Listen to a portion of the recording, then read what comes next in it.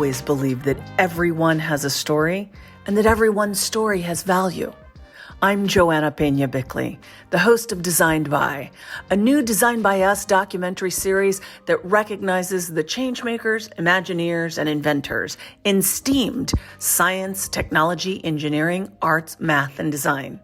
As I have traveled the globe and collaborated with some of the world's leading scientists, artists, and mathematicians, I know that daring to design the future today all begins with a vision and a narrative of a hopeful future.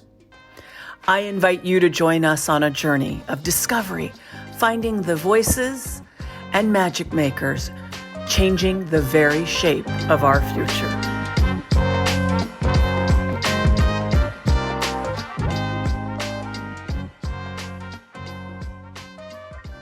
And so today, on today's podcast, I couldn't be more excited to introduce us to Kat Gordon. This is a woman who has inspired incredible change in multiple industries, not just the advertising industry, but also someone who I call friend and advisor. And I know someone that has built a movement through staying true to the grassroots and fundamentals of the purpose that you were put on this planet to do, which is a very powerful proposition. So, Kat, welcome to Designed By. Oh, thank you. Thank you for having me. I'm glad to be here. I've always been on the other side of this conversation with you, so I am so looking forward to reversing roles for a second. You know, you're a remarkable creator and writer. Where did all of this start? I was born in Stuyvesant Town in New York City and grew up in Westchester County, right outside New York City.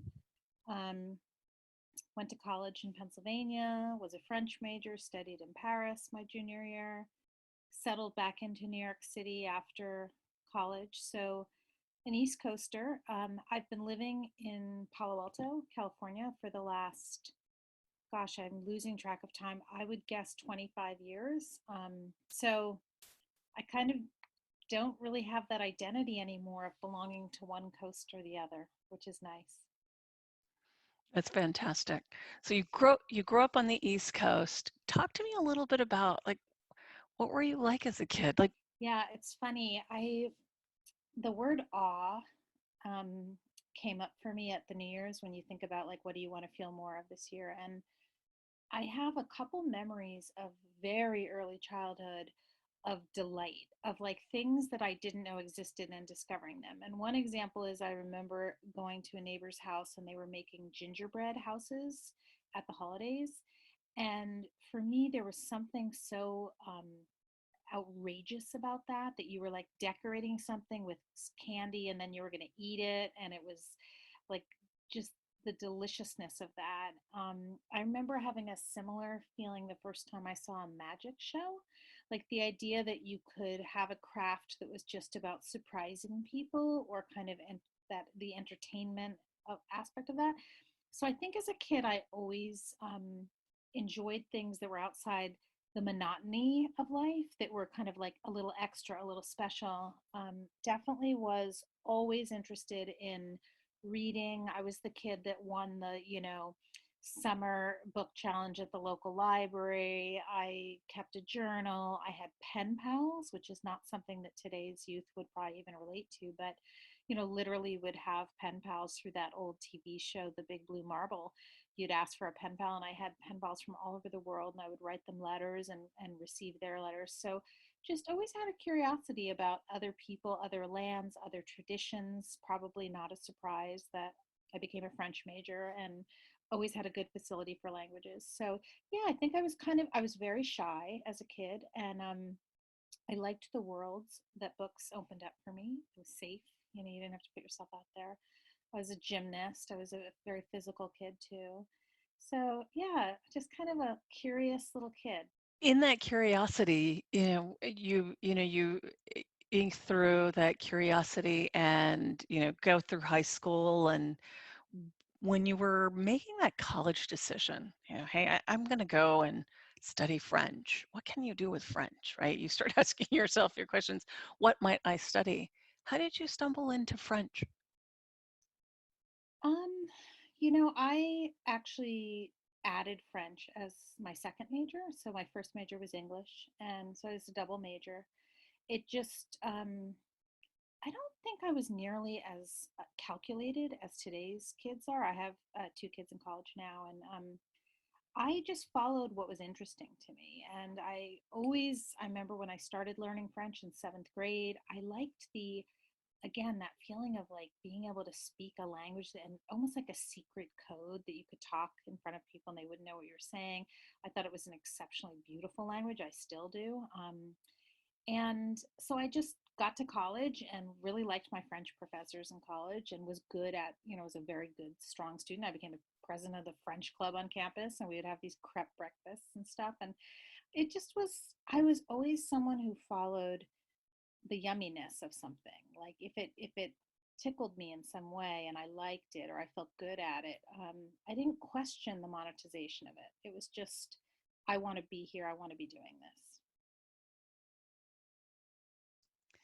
So you talked about awe, and I think there's something there. You talked, about awe and magic, and so much of what we do strives to be indistinguishable to be from that space. I know I certainly have that challenge in my head is, how do you make something magical for people? And, whether it was being influenced by, David Copperfield or David Blaine or any of the hundreds of magicians out there who uh, take a turn of, sometimes illusion as opposed to deception. And it's Hmm. important, important distinction, Yeah. or mind manipulation. Those are all, again, the dark crafts of magic, right? But then you look at the craft of reading a remarkable book that's able to whisk you away into a story, or I think that in our past and more recent past, it was the ability for us to try to tell a remarkable story that people could identify with and somehow sell a product in the middle of all of that. Yeah. So you go to school for that. You go to French. You're really an explorer, right? An explorer of language, which is so rich for a writer. Um, you come out of school and you go, how am I going to apply this? How did you make the decision to, what was that first job? What did you go looking for?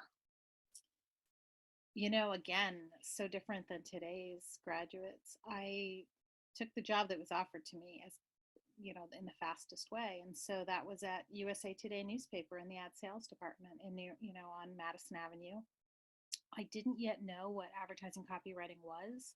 I soon learned by being inside the machine of an ad sales department and being intrigued by the creative department and realizing there was a job where you were a commercial writer and you got paid well. And so just kept following the next breadcrumb of what intrigued me. And so my first job that I got as a copywriter, I think I was 23 or 24 years old. So young, I found it fast and I threw myself all in, took night classes at School of Visual Arts and copywriting. And this is an interesting thing. I remember when I first started going to copywriting classes, I remember the teachers were two executive creative directors. They were both men. I can't remember even their names or even which agencies they worked at.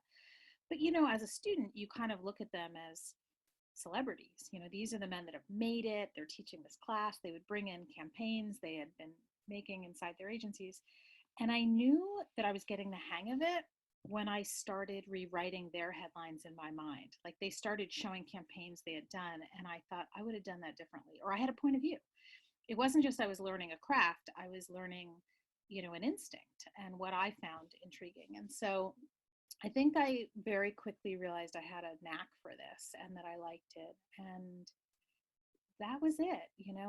I never, over the years, I worked in every conceivable permutation of creative company. I've worked at in house, I've worked on the client side, I've owned my own agency, I've been a freelancer, I've worked at big agencies, which is awesome because you realize how to be an agile creative and how to apply. I think living in Silicon Valley when I moved to California and had to kind of repackage myself, um, all of a sudden I had to learn tech, which I was the person who, would call IT on speed dial and be like, my computer's blinking, not particularly comfortable around tech. And then I learned it. And the very first assignment I worked on was a Microsoft developer tool. I mean, talk about being thrown in the deep end of the pool.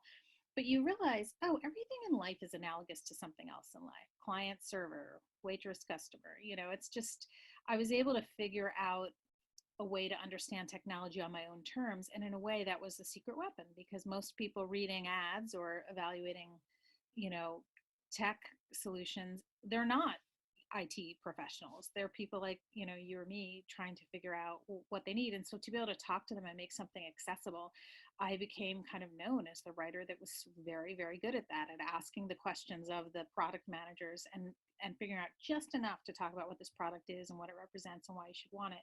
So yeah, I'm really, when I look back on my career, it's so it's been so much me following my interest, and I'm really trying to ingrain that in my sons. That I have a son who's graduating from college right now, and I said to him, pay attention to what you do where you lose track of time, because that's what you should be doing all the time with your career. You want to do the thing that just obsesses you. And for me, that was always ideas, language, visuals. I love the camaraderie of the team sport of creativity, that you're with working with others. I love having other people start to realize an idea and you almost are like a midwife for it. You say, oh, and what about this? And then you add on to it, and it's, the collaboration is really exciting. So that's kind of my story professionally. I love that you're taking that and really trying to embed it in your children, because I think so much today as parents we get into a space of they got to get into the right college, they've got to do this, and it's the they gottas. In reality, they got to do nothing. That's right. That's right. They got And to be it's, oh, happy. it's so true. And I think living in Palo Alto, where I live, very easy to fall prey to that line of thinking. And I'm lucky too that my husband and I are kind of aligned in just knowing that there's more to life than your resume, and wanting the boys to try everything and meet everyone and go everywhere, and contribute in some way. Like, to me, there's a real selflessness when you're in your zone of what you can do with that gift. I mean, some of the best work I've done has been pro bono campaigns for, charities. And that's awesome to be able to use a skill you have to persuade other people to care about a cause or get out their checkbook and, make a donation. And so I want my kids to have that same sense of service, I guess it comes down to. It's fantastic. So if you think back to that, that you've come of age, you're a copywriter now, right? And it really isn't copywriter, you're a writer. Yep. At your core, you're a writer. If you think back, what are some of the creations that you're most proud of? Um, I think probably the thing I'm most proud of is the writing and the thinking and the speaking that I did to start to raise awareness of the systemic injustices in my industry. So it's not a piece of advertising, it's a point of view that I was able to make palatable to groups of people that just were in denial that advertising was anything but a meritocracy, and that different points of views were critical to not only great creative points of view, but also to connecting with consumers, which don't all look like this one monolith. And so that, I think right now I'm super proud of. I'm writing a book called The Future Belongs to Belonging. And I'm talking about the relationship between inclusivity and creativity. And I mean, in a way, when you started this call off by talking about how a lot of communities don't even know about creative fields as, available to them, I'll also submit that even if they do know, if you are not part of the status quo, creativity is an act of where you have to feel a sense of psychological safety in order to be vulnerable and really explore your own thinking and put ideas out there and let them be shot down or handled by someone else.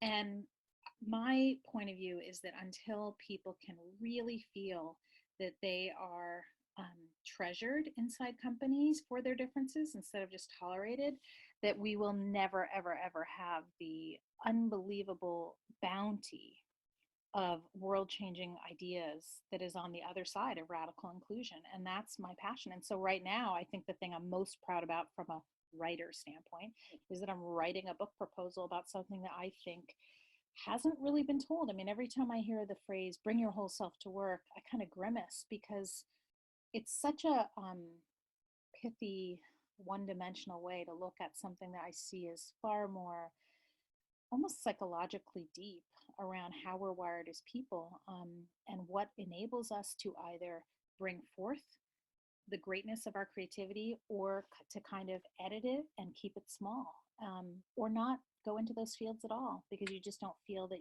your weirdness will be embraced. And your weirdness, what I always tell everyone, is that the thing that makes you really idiosyncratic and strange and is the wonder of you.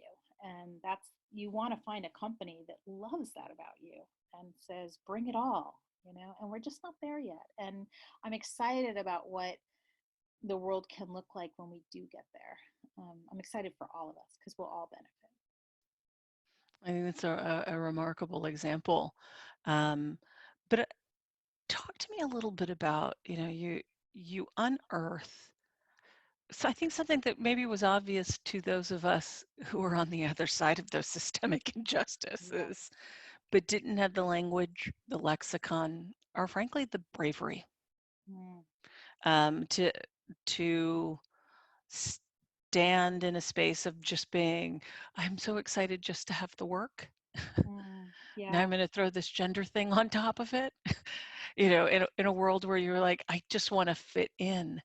And, and at a time where I would imagine there was a tremendous amount of kind of awakening and receptivity. Talk to me a little bit about that journey of the early days of, you know, coming to the realization, one, we are only 3% of leadership. Yeah. And two, what did those first conversations look like? Yeah. A lot of this is hazy for me. I mean, if I'd known this was the journey I was setting off on, I would have kept a journal back to my childhood days of like the details of this. Um, but if there is kind of a lightning rod moment, and I've talked about this a lot in the past, it was when I was working at a big agency in San Francisco, and we were pitching a car account, and they only had one woman on the pitch team and 16 men. And I just remember thinking, that's screwed up. Like, I know who buys cars, and it's not only men. And um, so that was just one of those things where I was like, am I the only one seeing this? I didn't speak up about it. So I don't think I felt this, again, that word psychological safety, to be, speaking out against injustices. I was young then. It was before I had my kids, newly married. I'm grateful for the work, exactly what you said. And I'm a white woman. Like, I've talked to Latinas in my field, and they feel like, oh, I'm just so grateful to have a spot here, a seat at the table. And I totally get that. Oh, why would you then want to be the greasy wheel or the squeaky wheel? So there was that. And then I, I don't remember how, when I finally decided about 3%, that I wanted to host an event. I do remember feeling like there needed to be more widespread awareness of the fact that I was part of only 3% of creative directors that were women. But the thing that I think I intuited somehow, and that has ended up being the ultimate secret weapon for everything 3% has done, is communication through demonstration, just showing the world the way it should look and having people inhabit it and be like, this is amazing, including men, by the way, where they come to an event where everyone feels welcome and there's such a spirit of optimism and co-creation for the future that people are just, they're just excited again about their field, and they're more open and receptive, and they just generate at a higher level. And so I feel like that is the beauty of, I just could imagine something, I could see the invisible and I made it visible for other people. And then they were like, why would I go back to something that feels so small in retrospect? And so, I mean, the thought today of a pitch team of 17 people having only one woman on it for a car brand, I mean, how embarrassing. But that was just, a little over 20 years ago. I mean, not that long ago. And so a lot has changed in that time. Not enough, but we're getting there. Yes, no, I certainly, it's, you say 20 years ago, I was on those pitch teams, 10. Hmm. I was that one, the only woman on the car team. Yeah. And I remember what it was like. And a part of it sometimes, particularly, in those moments, it was never about my gender. And if it had ever become one, I wasn't aware of it because I was so glad just to be there. Yeah. Right. We as creators, I think you've stumbled into, I think, one of the psychological truths of a safe space comes with accepting. And when you're a Latina, you're a woman of color, right? You come from any marginalized community. You're right that having a seat at that table, you feel like that statement of enough. I have shaken the boat, boat up enough. Yes. And I think that one of the things that 3% has done for our communities of color certainly has, when I was at 3% this past time last year in 2019, the number of Latinas that came up to me after my talk and said, for saying thank you for, sharing that. But the second part was, um, I didn't know I had the right to want more. Mm, exactly right. Exactly right. And I hear the same thing from older creatives that say they had kind of put themselves out to pasture and thought, well, I'll just, stay at this creative director job. And then they come to 3% and they're like, oh shit, like I'm gonna put my foot on the gas and I'm gonna gun for like an ECD job. It had never occurred to them that their experience was an asset and that they should, monetize it and capitalize upon those gifts. And so I think you're so right. Like, the power of suggestion is so potent. And I think before organizations like 3% or Designed by Us came along, nobody was suggesting it. And so, or it was happening in these kind of really small silos. But then, I talk about the year 3% launched in 2012, and I had announced it in 2010, and 2012 was the first event. And Lean In hadn't even come out yet. It came in that first year after our event. And when I look back at the way things were in that, and that's only 8 years ago, the Clios had an all male jury that year. There were so many things that were just not questioned because they were just the way things were. And then sometimes the most powerful thing you can do is just show another way of being without asking for permission, Yeah. without caring if you piss off some people. Just be like, hey, here's another way of looking at the world. And what's amazing to me is that I feel like all these organizations that are starting like now to address, women, they seem so unbelievably late to the party to me. I'm like, okay, now you're waking up to this. Like, this was not a secret, but I guess a lot of people just don't, their brains are not trained to look for optimizations of things. And that's another thing, I back to my kids, like I instill in them that everything in the world is the way it is because some random person decided it. Like, there's almost nothing that is fixed, I always say, other than gravity or DNA or, and so it's such a great way to go through the world, to look at everything, and not in a dissatisfied way, like you can never just enjoy a vacation or a meal or whatever, but to think, I would have done that differently, just like I rewrote the headlines in my copywriting class. Like, to be like, oh, I have it, I bring something, my unique point of view on the world is mine, and it's valuable, and to share it and to seek out others that also look at the world that way and to think about what's possible.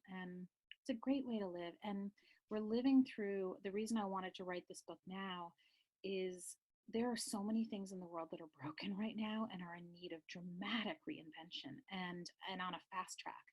And creative people are the ones that are going to get it done. And the more of us that can link elbows and form coalitions and help one another and open doors, the faster it gets done and the more inclusive the solutions will be so that we all prosper. So it's a scary time to be alive right now, but I also feel like what an honor to be alive and to also, quite frankly, to be 54 years old at this moment, not maybe 20. And I don't want to discourage the 20-year-olds that might be listening or that are out there. You have a role here too. I like kind of being the grown up in this situation, that I've seen a lot, and I don't feel defensive or I have nothing left to prove, you know? I Yeah. and so that's a really wonderful place to be as a woman, to be like, I've already proven myself. And not that I can't be wrong, and I always try to keep working on myself, but that I really am going to be loud about things that I think are unjust or even just illogical. And it's a nice time in life to feel this itchy to contribute, and to feel there's a direness to what's happening. So yeah. We're talking, it's April 15th. Mhm. In the world we lived in before, you and I would have been fretting about our getting our taxes to the tax person. I certainly would have been, being a Yeah. creator. Look, I'm really great at creating. I have deficiencies in my operational excellence. And so, you try to imagine a world what would have been, but it's really interesting where we sit now in this space, right? COVID. The the implications of I think what COVID is doing is almost it's I don't want to say that it's a leveling event, meaning we're all on the same level playing field. I think you and I know that's a load of horseshit. But I think it actually might be a leveling event to businesses um, that didn't keep up or were taking this on as a gimmick, Mm, because I think that we'll make different decisions over it. I've had some really profound reflections in that there is no going back. yeah. We will never return to the life we know it without changing. We felt this after 9/11. Um, I think that as we look at now as this crisis is an opportunity, and um, you know, for listeners out there who have come of age, because you've talked about it in this space of reinvention. Yeah. And frankly, every creator that I have ever met, that I've either worked for, have worked with, that has worked for me, is an inventor deep down. Yeah. Whether we're in the business of reinventing a brand in the way that it communicates, or an actual product, right? Or um, reinventing the way that people look at the world. Um, that is an incredibly powerful gift. And I think what the crisis actually is calling for is invention, because what we realize now is there were a tremendous amount of unmet needs, Yes. things like our health, the systems in which are set up to support that health. Yes. We're down to Maslow's hierarchy of needs. Yeah. As much as I joke about, scrunchies and sweatpants, like if we take a step back, you can't remove yourself from the reality that there are nurses and healthcare professionals that are in dire need of invention, right? Or that you look at cities and governments that are in dire need of, it's not reinvention, it's actually fully on down, like we didn't realize we hadn't taken care of that. I mean, because that's what it comes down to, is blindness to the things that we didn't take care of, Yeah. and a leveling of all things, including economic levers, to go, ooh, there's a tremendous amount of opportunity in this space, this space, this space, and this space, and without being disgustingly opportunistic, how do you use that superpower and gift of invention to start applying it?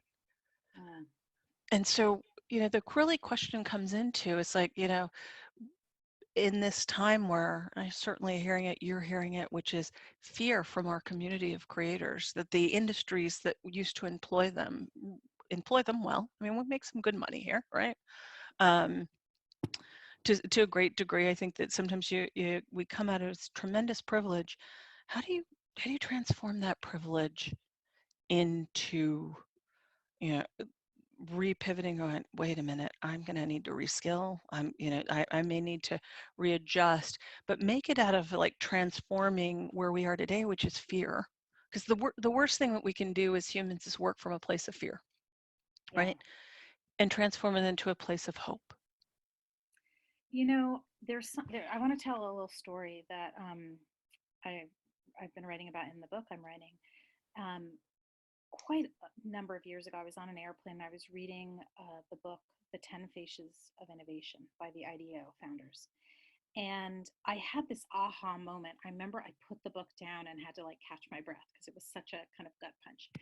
And it seems so obvious now, but it wasn't obvious to me. Essentially, these 10 faces of innovation were 10 different kind of dispositions or personality types that innovate.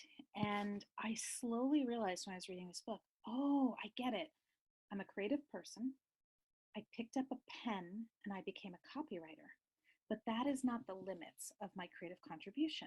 And this was a revelation to me because you get so much in your job title and what you do and what you make and who you report to and who your clients are. And then a short while later, I was standing in my kitchen with my husband, our architect, and our builder, and we were redoing our kitchen. And there was this really thorny problem where we couldn't figure out how to incorporate a desk, which I wanted into the kitchen layout, without starving that corner of light. And there was just all these, and this was a spatial challenge. This I would put in the math side of the brain.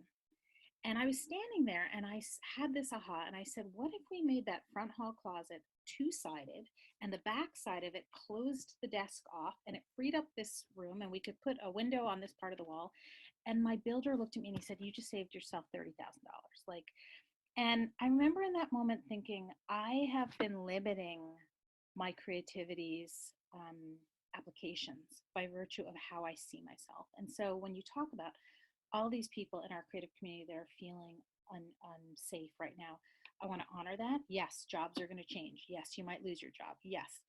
But I want to also say that if you are a creative person and can see the world with a what if lens, there's so many other contributions that you're needed to make in this moment. And so I would say the number one thing to do is to stop limiting your identity as one kind of a creator and think of yourself as a problem solver and look for ways, because God knows there's a lot of problems right now in the world, and get really open to what you could be doing right now. And yeah, it might require a little reskilling, but you can't manufacture that kind of thinking. You can maybe accelerate it a little, but some people are just really, really good at it. And if you already are a creative, you probably have some natural skill that you've gotten this far on, and now is an opportunity to just widen the lens of what you think you're capable of. So I think it's an exciting time for creatives and scary. Yeah, it comes in two forms, right? I don't know about you, but it comes in waves of fear for sometimes just as I explained it recently today to a group of folks that work on my own team, and said, listen, this is about Maslow's hierarchy of needs, and we're back. Like we went one day, we were up at the top of enlightenment, and we've dropped down within a day of, in a 24-hour period for some of us, right, Yeah. that are down to, do I have water? Right? Do I have, what is the safety, the basics of human survival? And I think that's the jarring part of where we sit, and then you question yourself. It's often, I find, with creatives, they question their ability of their role, and they're actually seeking permission sometimes, right? Mm, How do we give permission to our community to say, at some point, we're all going to ask ourselves, what did you do in this time? mm, We will yeah, reflect back on that. And yeah, so, how might we, because it's so often and I shared this with somebody else talking about permission, going to an ECD, and I promise it's going to get into a question, but I use this example of Look, I was an ECD on Madison Avenue working for Nick Moore, and I use his name very specifically because he was a remarkable leader Hmm. and a really tough job. It's the chief creative. And he was actually one of the more forward progressive leaders because there were a number of women ECDs. I was among them, and it was because he hired them. Yeah, yeah. And I remember going in for my career conversation.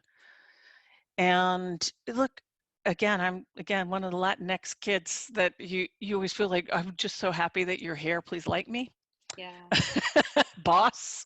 yeah. You're in control of my paycheck. It's a very powerful place to be, and people forget that. But he asked a really important question I wasn't ready to answer, which was, where did I see myself? What was my dream? And it took me a moment, and I almost cavalierly yet um, laughing because it was a joke to even me, Mm. said, I'm going to sit in your seat. That was my reply. And he Wow. looks back at me and he says, of course you will. I love it. Yeah. I have no doubt that you're going to be in this seat. Mm. And what I share with you is that I didn't have the permission. Like, he wasn't granting the permission, and nor was I sick. But in that moment, all of a sudden, I saw myself like that somebody in that seat saw and took me seriously to be in that seat, and be unafraid to one, admit it and approach it from a place of is security, right? Yeah. A place of security, that he wasn't in fear of his job. Yes. Yes. Somebody telling him, I want to get rid of you, dude. Like, it wasn't the intent of the conversation, but it was almost like, I want to be a chief creative officer when I grow up. Mm. And in that moment, in those seconds, it was that giving of permission. And it is those little moments that I think often, how do we do that in mass? I feel like you have captured that zeitgeist at 3%. Yeah, and it's so important that you examine the people you spend your time with, your tribe, because they say that the five people you spend the most time with kind of dictate a lot of things about your life, including your health. And so, if there are women listening to this, women of color, gay women, anyone who has felt like they're not, fully invited or embraced wherever they're working, it's super important you look at who you're surrounding yourself with, because you want, like in that moment of where you said that and he said, well, of course, you want friends that are kind of, telling you that as well. And I say that to so many members of our community. I'm always amazed that they'll send me an email and they'll say, hey, Kat, I'm thinking about entering this competition, but I'm not sure. Could you look at my portfolio? And I don't even need to look at their portfolio. They're really just looking for me to say, you have what it takes. And we all have what it takes. And so, what's sad is that I think a lot of people are overconfident that they have what it takes if they're the status quo. But it's amazing how just telling women, like, well, why not you? And I see you doing that. And they see me doing this. I mean, I started 3% when I was 46 years old. I mean, that's dinosaur in, the advertising world. But I realize how much my limiting beliefs, it's an inside job. Like the calls are coming from inside the house. And so it's so important that you have other people coaching you and mentoring you and cheerleading you. And it's also important you be that for other people. And so I think the biggest delight of my life is to have that role for a huge community of creatives and to just be telling them. I mean, I end almost every call I have with someone that needs advice or mentorship with, I'm rooting for you. I just say that. And it's, God, what a potent thing to just know someone thinks you have what it takes. And so, um, yeah, I really, I believe in this community. It's like so big, so badly. I believe in everyone that felt weird, everyone that's an immigrant, anyone who's disabled, anyone who had a lisp growing up, like any way you felt weird or outside or not enough, or like that's the very thing I think is that makes you amazing. And like, I just love seeing people at our event that aren't the usual suspects. And yeah, it's a changing world. And you know what? I want, if there's anyone listening to this that is the status quo and is afraid that they're going to be replaced, that's not what this is about. This is not a zero sum game. Like, we all win when all the brains and all of the creative light is fully utilized. And your life will benefit, your creative partnerships will benefit if you're not ideating with someone that looks just like you. Your world, the climate, everything that you care about is going to be bettered when more people are invited to the co-creation of our own future. And so it's an exciting time. Absolutely. Absolutely. That was really beautiful. Thank you.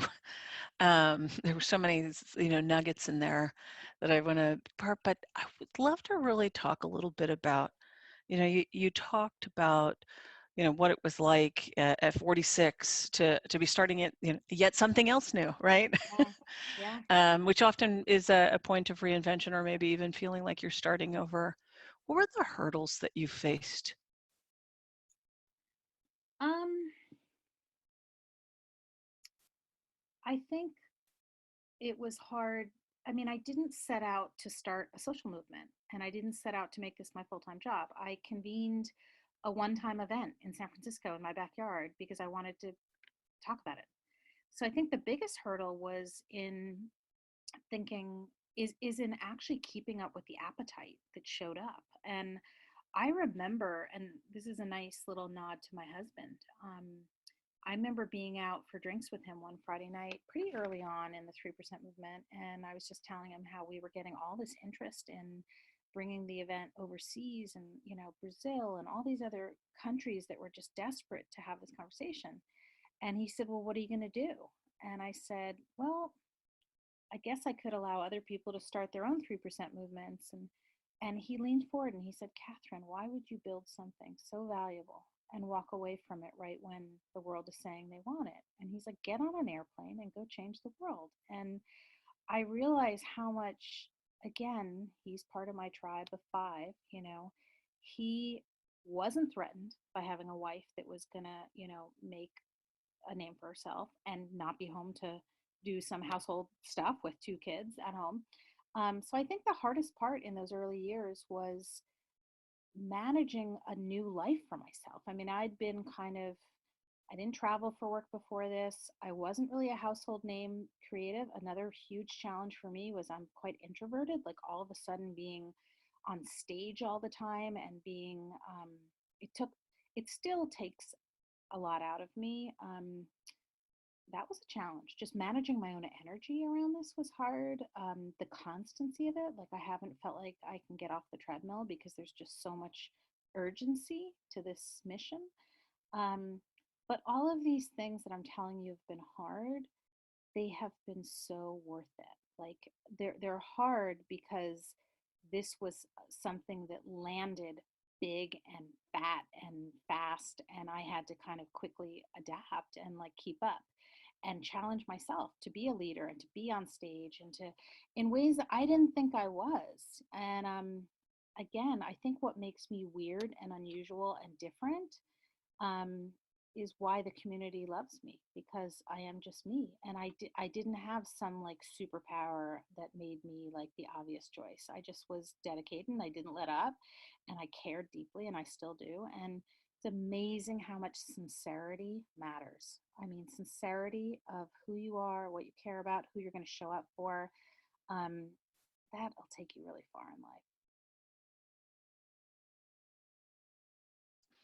Absolutely. Absolutely.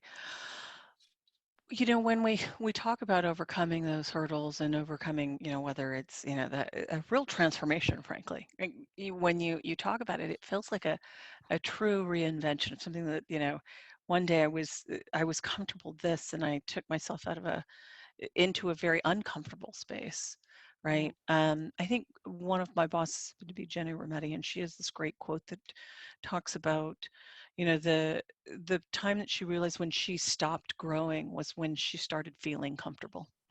mm, That there was something like comfort and growth cannot coexist. mm, And I think it's something as I've heard you talk about this in the journey, that a part of it was, finding a you know, an approach to like, of coming of age for you, frankly, right? Yeah. It feels a little bit of that, but also I would tell you that you do have the superpower, and a part of that superpower has been inspiring others Hmm. because that sincerity is so lacking in the world. Look, we came out of Madison Avenue. Sincerity, come on. Not a business known for its sincerity, known for its wild creativity, but a sincere truth. We talk about customer truth, and we talk about digging to it, but inevitably, you get to a place of let's just deceive the client so they buy the next ad. It's like, well, that's not right. Um, in that journey, you run across the good and the bad of people. And I really Yeah. love to give people the opportunity to acknowledge in that journey, there were people who sponsored you into the next space in your journey. Yeah. Surely you had mentors, but who are the people who put that, either sponsored you into the next phase, invested in you in capital, or put their badge on the table and said she's worth it? Yeah. I mean, Nancy Hill from the 4As for sure. Cindy Gallup has always been a huge cheerleader of mine, even before we met. I mean, agreed to speak at the first 3% conference. I actually currently have a mentor that's a man. He's on our advisory board, Rob Schwartz, who's the CEO of TBWA. And when I asked him if it was just this past year that we started a formal mentorship, um, and he almost felt like I didn't need it. And I said, Rob, for my age, I've been on my own for so long as a freelancer or a small business runner. I said, I haven't had a performance review in over 20 years. Like, I don't get steady feedback in a professional level, and I want it. And those calls with Rob are so helpful to me. A lot of times it's just validating my instinct, and he'll say, you're right, or have you thought about this? But he has amazing instincts about where I should be putting my attention, and a lot of it is just reassuring me to keep doing what I'm doing naturally, and that's the right place to be. So I would say Rob. um, I've been very inspired by Tiffany Warren and what she's done with ad color. I didn't know her when I started 3%. I hadn't heard of ad color, and I've been to maybe 4 ad color conferences over the years, and just the community she's birthed, and her gentleness as a leader I find really refreshing. Back to the sincerity thing. Um, yeah, those are some of the people that stand out to me. I mean, there have been so many people that have been good to 3% and good to me. And I think that's another thing that challenges me is my mom raised me to be a thank you note writer and a very polite girl. And if you're going to run a really busy enterprise of any kind, you have to let go. You're going to disappoint some people. You're going to forget to get back to some people. You're going to totally not intentionally, but your life is going to move at a clip where you can't always do all the niceties that you'd like to. And I think that I'm always thinking, like, who haven't I thanked, or who doesn't know I appreciate them? And I'm sure there are plenty of people that fit in there. And I try anytime I feel something or admire someone, I try to quickly send them an email or a text or to voice it, because I know how quickly we forget or we think that we did it, even though we just thought it. So I'm amazed at how much, especially younger women, will tell me that I said something in an interview like this, or on stage at 3%, or in meeting them in a crowd. They're like, I'll never forget. I wrote it down and I think about it every day. And I'm like, wow, like, I really don't think I always understand how much power we have as leaders. And this year, I think I've taken that more seriously than ever before in my life. I've realized that it's very important to remember that people are watching us, and that in moments of uncertainty, like with COVID, everybody rushed to put out like a press release or an email, and I watched. My instinct was to sit very, very still and to observe everything around me, governments, individuals, companies, like what's happening here. Um, and very slowly, I kind of developed what my point of view was for our community, and then I put it out in a newsletter format. And a lot of people reached out after that and said, I really loved what you wrote. I don't think it was necessarily like brilliant. It was just, again, sincere. Like I was looking at everything through the lens of how can I be of comfort here? Where is 3% in a unique position right now to offer, some kind of help and resources? And yeah, so much of leadership is just realizing you don't know everything, but what you do know is often enough and needed. I can't hear you. There we go. There we go. I said Yeah. absolutely, absolutely. Um, so, you talk about this remarkable journey, one that is one of exploration and discovery, and the people who have sponsored your success along the way. If there was one thing people did not know about you, Mhm. what do you think that would be? Um, it's such a beautiful question. Um, I think deep down they wouldn't know how shy I still am. I think that's really it. I mean, so many people think of me as this face of something, and they've seen me on stages, and but deep down I'm still a pretty shy kid. And by the way, that's also, um people that are really creative are that way because they notice it's a very tiring way to go about the world, is because you're far more observant of details and human behavior, and so everything is a little more tiring for you. And so I think people would not know how exhausted I am and how shy I really am, yet I still show up with the big energy and the leader posture in order to help others believe they can do that, because they can. And I don't say that to complain. I'm able to do it. I just think probably I make it look more effortless than it feels to me as an introvert. I think that's great, and it's very revealing. And then sometimes you have to commit. So you get about the world, even in a COVID-related world, I see you making connections, getting people there. What inspires you these days? Where are you taking inspiration from? Yeah, I'm so inspired by youth. I mean, I you were at the November event. Did you see that session on the main stage of the high school boys from New York City that started the feminist club at their all boys high school? Those young men were exceptional. And just seeing, I remember when I spoke to one of them on the phone when I first reached out to invite them to Chicago. Um, I remember saying to him, I think he was 15 when he launched that club. And I said, what made you think to do this, especially at an all boys high school? And he said, it occurred to me that I should care about something that doesn't impact me personally. And I was like, that is that is everything. Like that is what so few of us do well. Compassion bias. We only care about things that touch us or those we love. And what's beautiful about what he said is that ultimately, when we go down that path of giving to something that we don't think, everything comes back to us in the end because we're all connected. And so he's sitting on that stage as a feminist in front of all the men that came to our conference, and they're looking at this 17-year-old young man who is painting a picture of the future and what leadership looks like. And I'll bet there were a lot of 30, 40, 50-year-old men in that audience that were like, oh crap, like I need to up my game. They were inspired by him. So I'm very inspired by the young generation of leaders. I'm very inspired by um, the speed at which, I mean, I just talked about how my instinct was to sit and be very quiet and be methodical. But like, look at the first responders that don't have, like, that leap into action, that are trained to be decisive in moments where life and death. Like, I'm so inspired just by the helpers and the medical workers around us right now. Um, I'm inspired by the female leaders in other countries that are showing that their countries are faring better by the actions of these female leaders.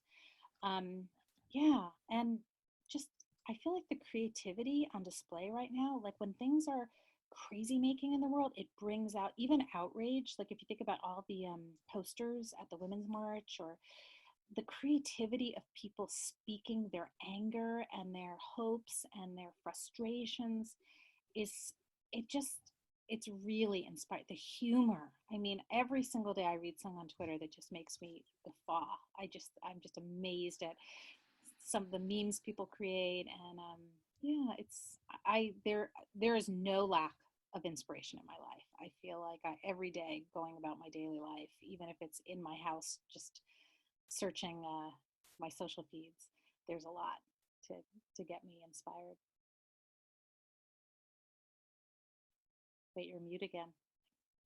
Whoops, sorry about that.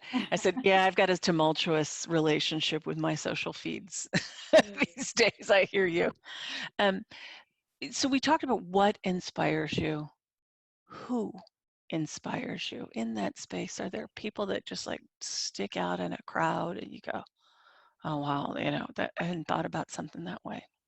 Hmm.